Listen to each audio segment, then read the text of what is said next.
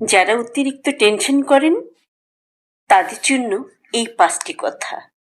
Number 1, সবকিছু আপনার নিয়ন্ত্রণে না, তাই সবকিছু নিয়ন্ত্রণের চেষ্টা করবেন না। নাম্বার 2, দুশ্চিন্তার সমস্যা কমায় না, বরং মন খারাপ করে দেয়।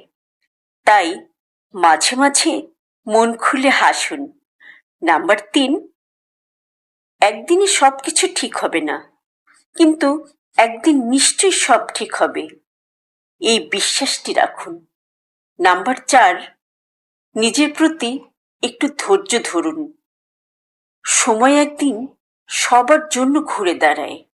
নাম্বার 5, সবসময় নিজেকে মনে করিয়ে দিন যে আপনি পারেন এবং আপনি নিজেকে কন্ট্রোল করতে পারেন।